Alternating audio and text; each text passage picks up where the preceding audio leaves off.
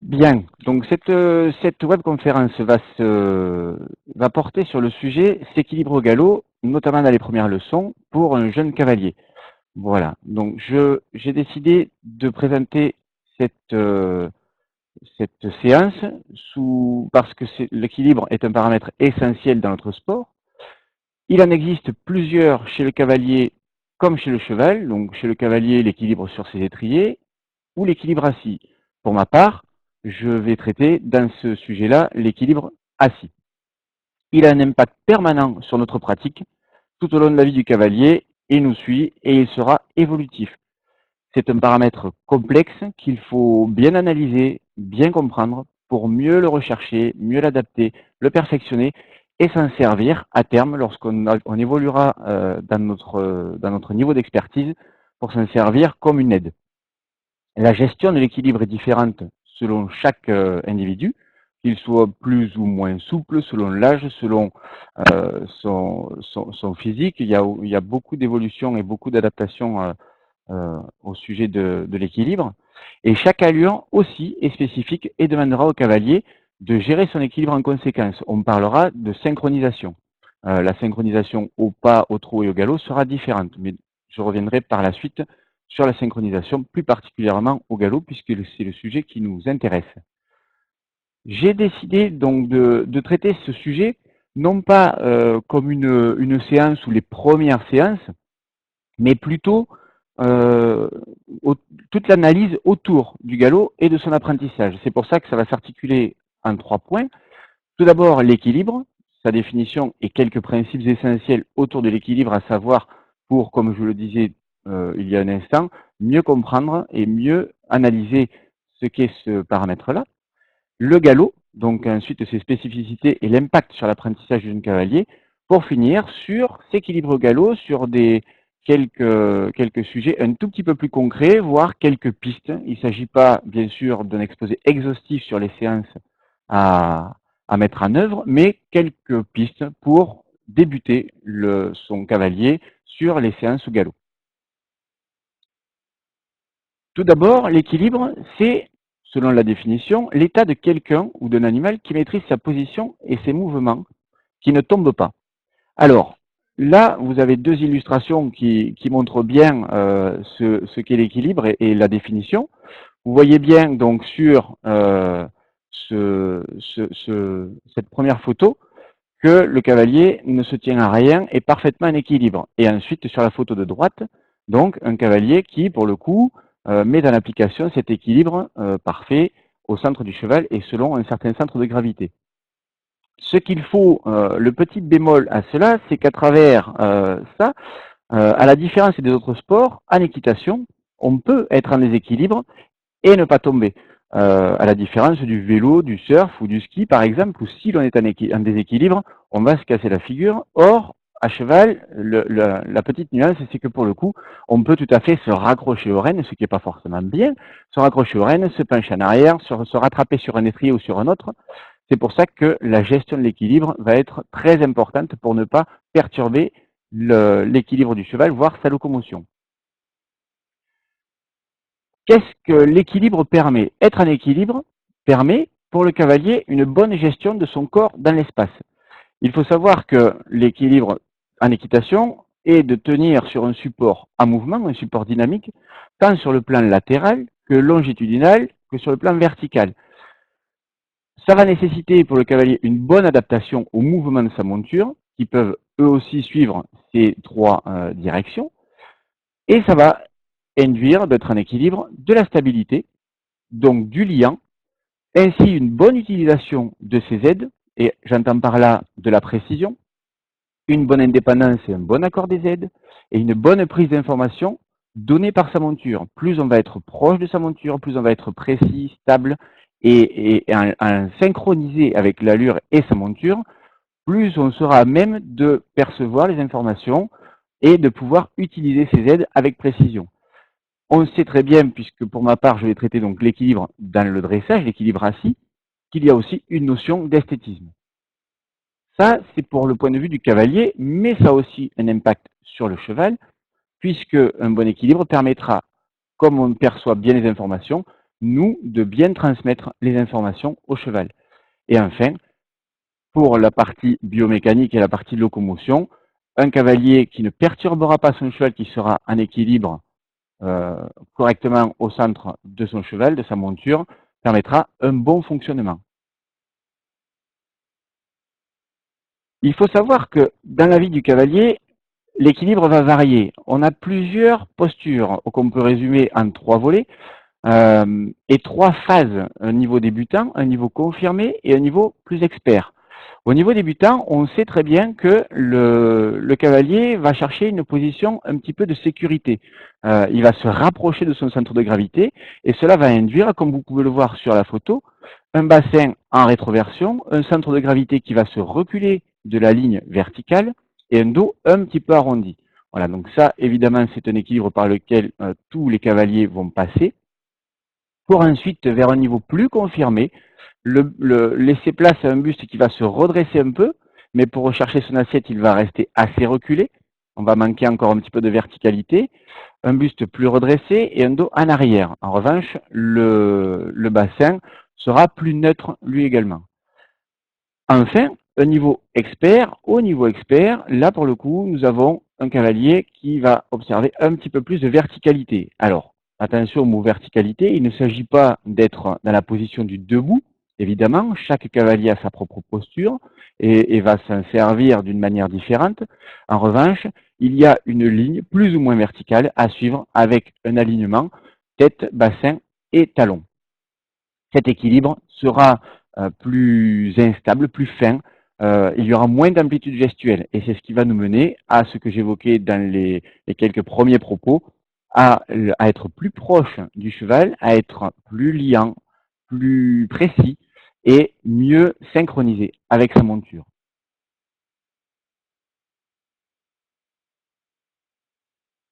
Le galop à présent, donc maintenant qu'on a vu un petit peu les principes généraux qui tournent autour de l'équilibre du cavalier, le sujet traite plus particulièrement sur le galop.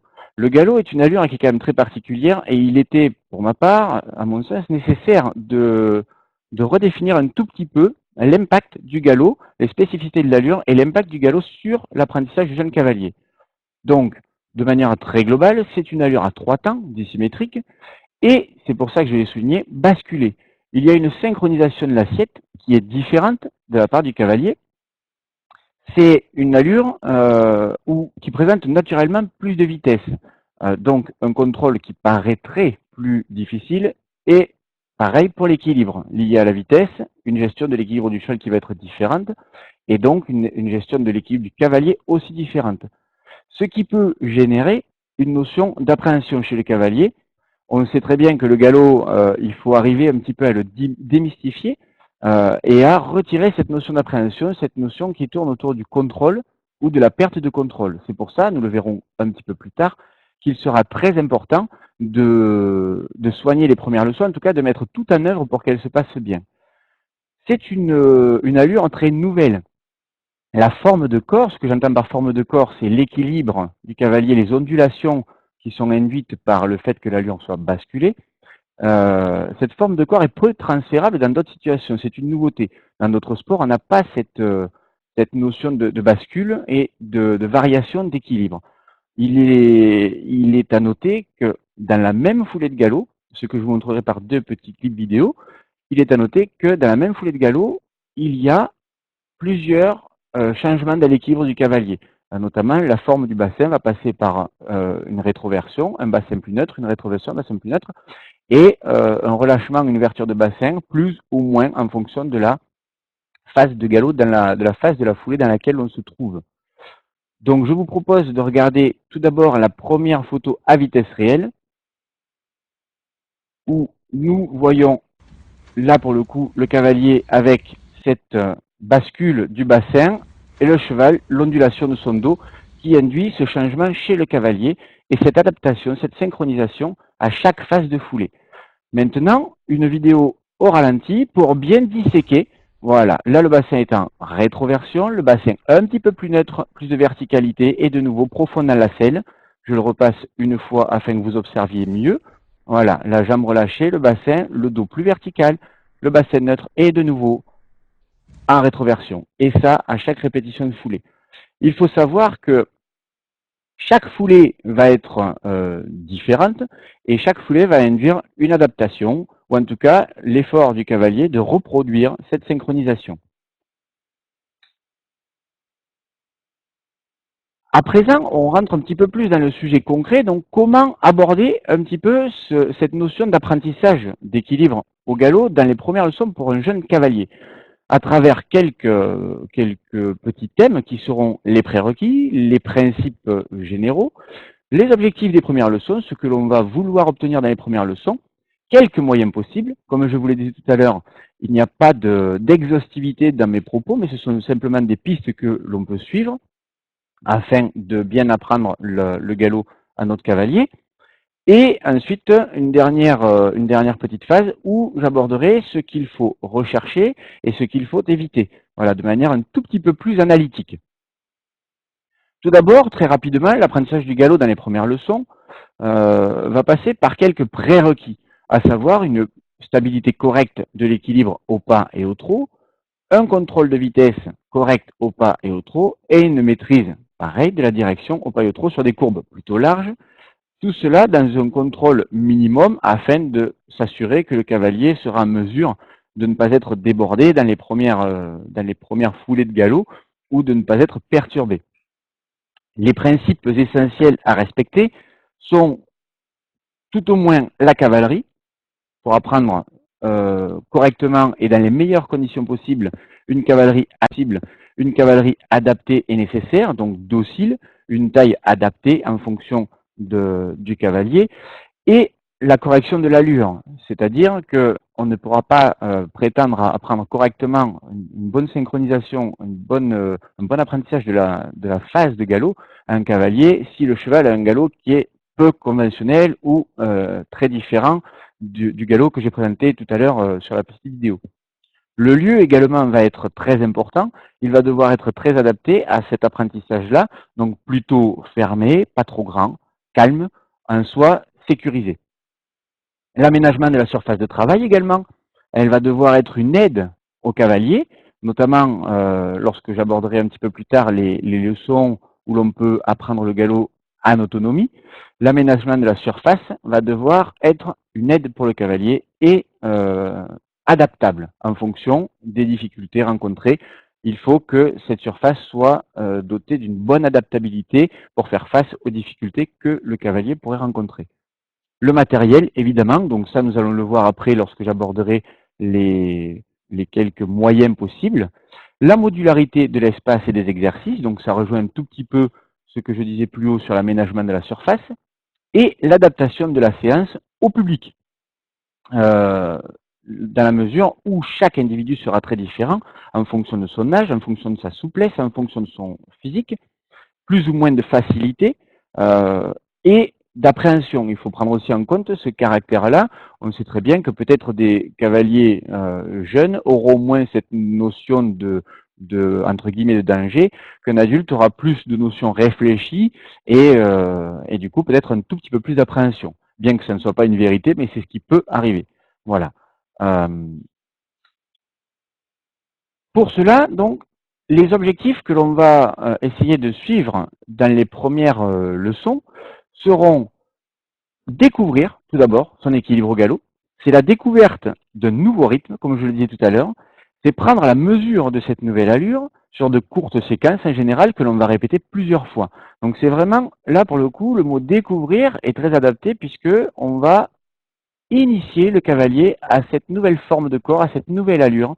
Et donc, ça va passer aussi par de la mise en confiance, retirer l'appréhension s'il y en a, se familiariser et ainsi démystifier un tout petit peu cette notion de perte de contrôle ou d'insécurité que le cavalier pourrait avoir.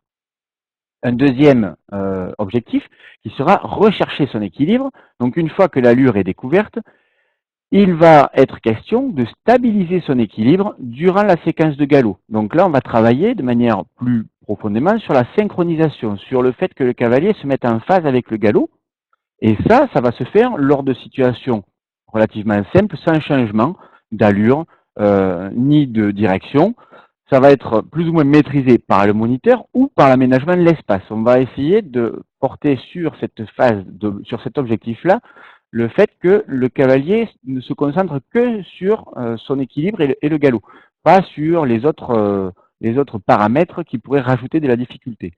Et enfin, à un niveau un tout petit peu plus avancé, lorsque tout ça est plus ou moins acquis, il va être question de stabiliser son équilibre, en ce sens-là, stabiliser, donc perfectionner son équilibre. Être capable de maîtriser son équilibre lors des situations un peu plus complexes, donc avec quelques changements d'allure ou de direction.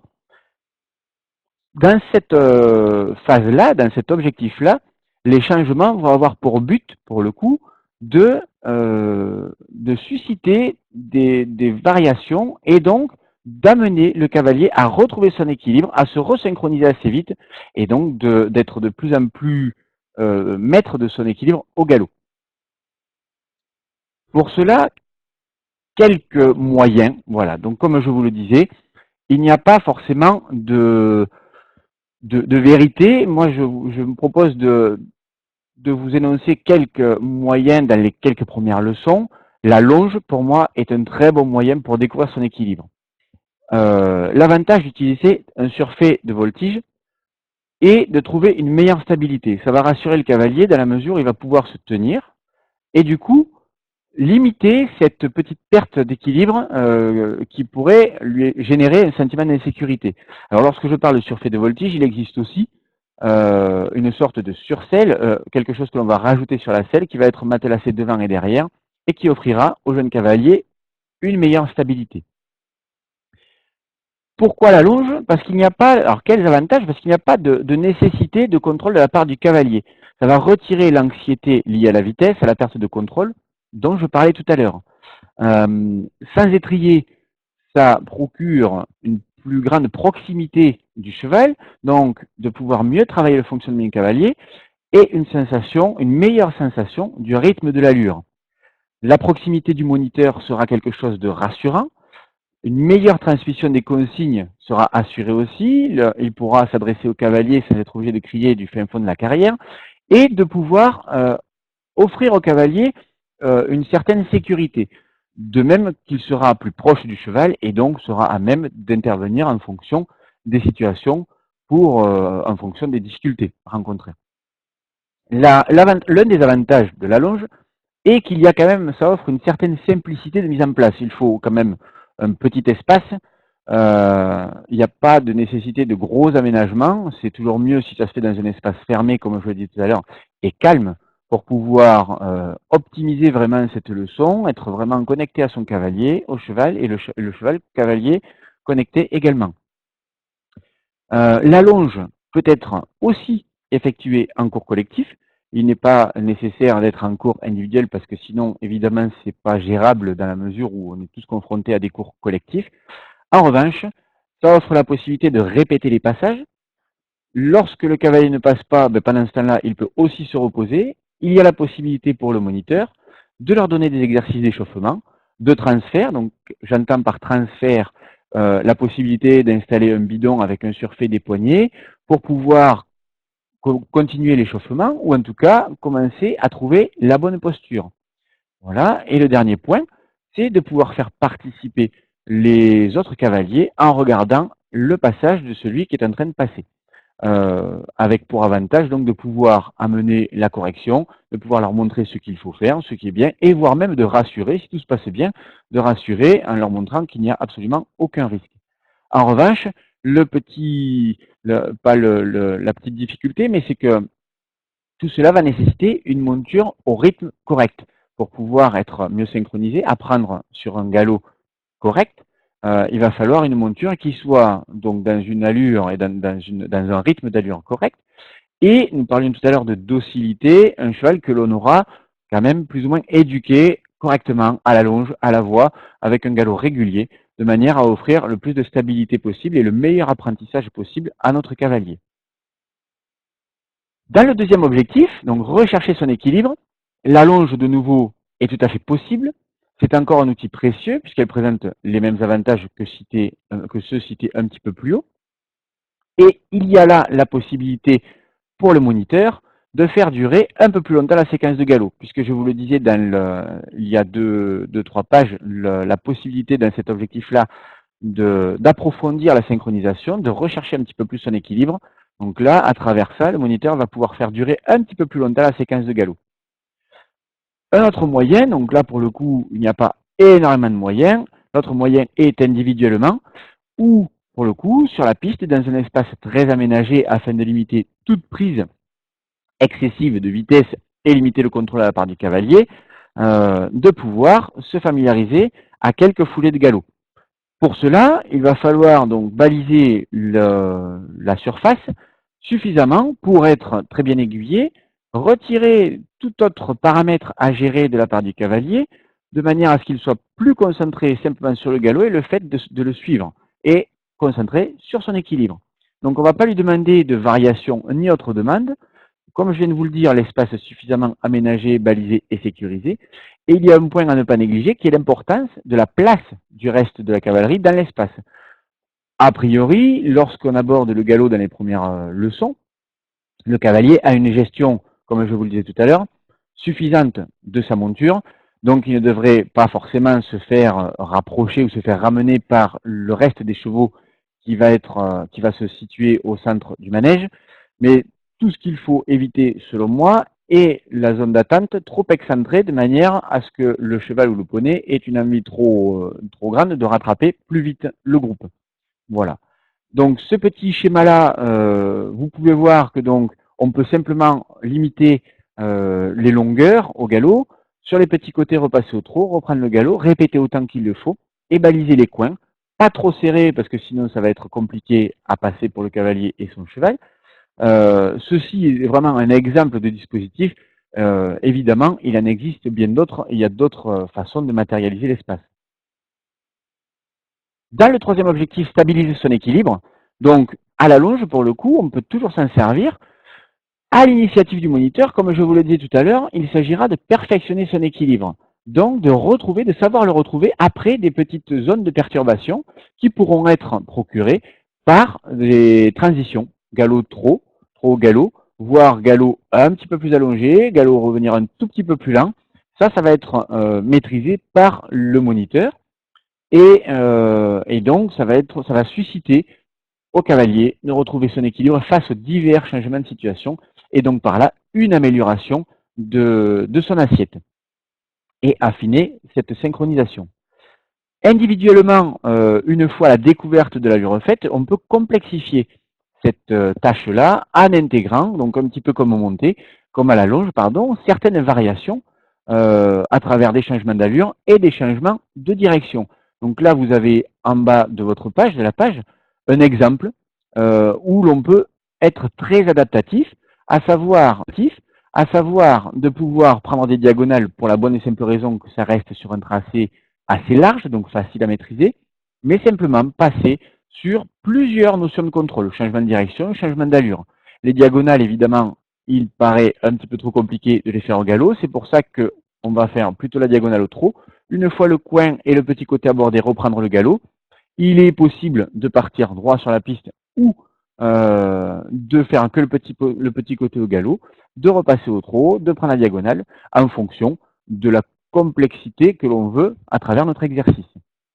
Voilà, donc à travers ça, donc comme tout à l'heure, le balisage va être assez important. Les consignes seront importantes aussi et devront être claires afin que le balisage au sol ne soit pas un élément perturbateur pour le cavalier, mais plus une aide. Enfin, il y a un dernier selon moi, élément qui peut être bien pour stabiliser et perfectionner son équilibre, qui est au travers du jeu. Au travers du jeu, on va être confronté exactement aux mêmes situations changeantes, à des variations d'équilibre, des variations de vitesse, de direction, et du coup, le cavalier va à travers ça devoir rechercher et adapter son équilibre. À travers ça, donc, le perfectionner. Et à travers le jeu, cela pourra aussi retirer ou réduire l'appréhension. Pris dans le jeu, pris dans le mouvement du jeu, le cavalier va pouvoir un petit peu oublier l'appréhension et être un petit peu plus proche de son cheval. Alors, pour illustrer ces propos, donc à travers ces quelques pistes de travail, j'ai décidé d'aborder un petit peu ce qu'il fallait rechercher et ce qu'il fallait en revanche éviter. Ce qu'il faut éviter, on a vu que la première phase de galop, les premières leçons de galop pouvaient susciter de l'appréhension et donc dans les premières années de la vie d'un cavalier, un bassin en rétroversion, une position de sécurité. Il faut pouvoir s'en servir parce que ça va être nécessaire, mais il ne faut pas cultiver cette rétroversion. Pour la bonne et simple raison que ce déséquilibre vers l'arrière va inciter le cavalier à tirer sur ses rênes ou sur les poignets, comme la photo du bas à gauche peut vous montrer sur le surfait de voltige, et donc va être à l'encontre du fonctionnement du cheval, va être à l'encontre de la recherche d'équilibre, puisque là on ne va pas le rechercher, mais on va simplement être crispé, tendu sur ce à quoi on est relié, à savoir les rênes ou les poignets. Et par la suite, du coup, donc ne va pas nous aider à perfectionner notre équilibre et encore moins à être précis et à venir à se servir de notre équilibre comme je l'ai évoqué au début. Le relâchement, oui, mais pas la mollesse. Je m'explique, il faut un relâchement psychologique. En revanche, pour arriver à une certaine verticalité, il va être très important pour le moniteur d'inciter le cavalier à une certaine tonicité du dos à travers les groupes musculaires qui seront essentiellement abdominaux et dorsaux. Et ensuite, évidemment, pour l'ouverture du bassin, la descente de la jambe, euh,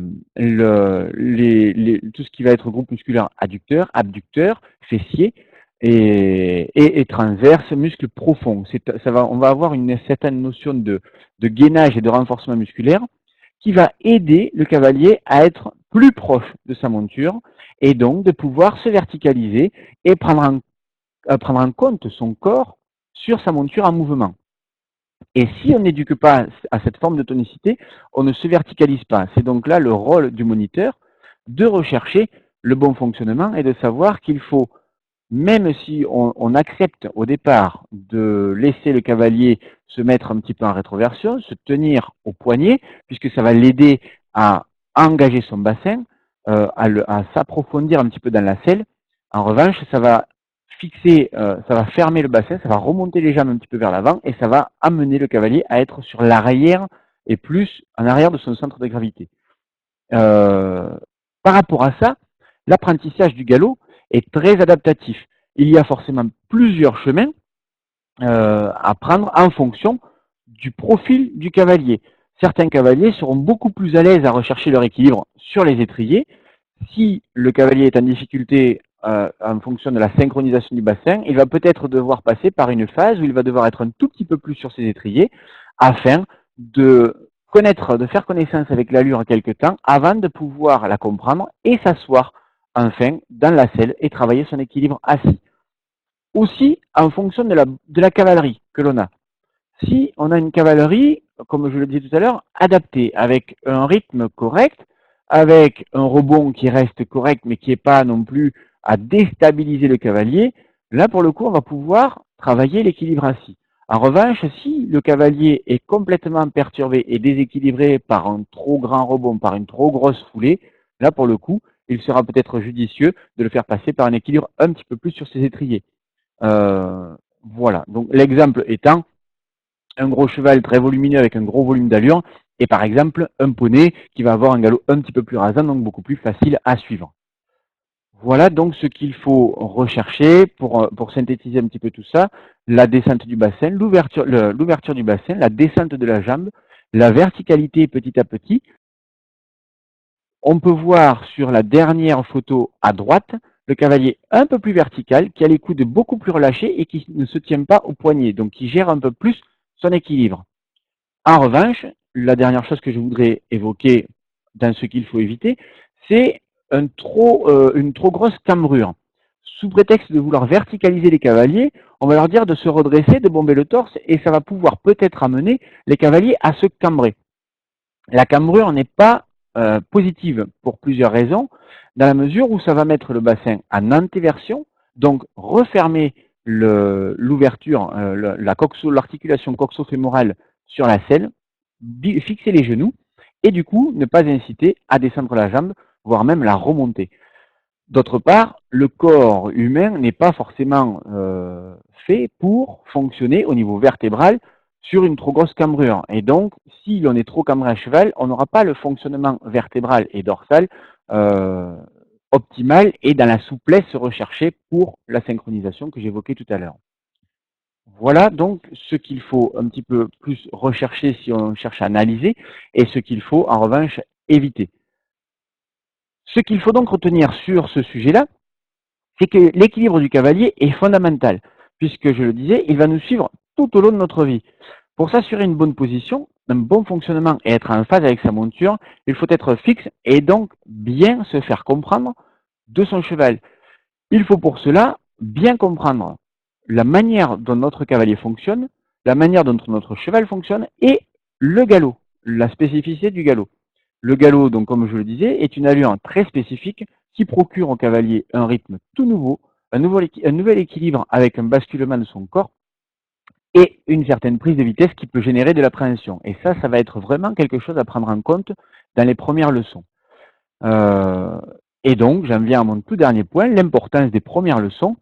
C'est pour cela qu'il est essentiel pour le moniteur de mettre en place des moyens adaptés et que, à cette fin-là, la longe reste un outil idéal pour moi.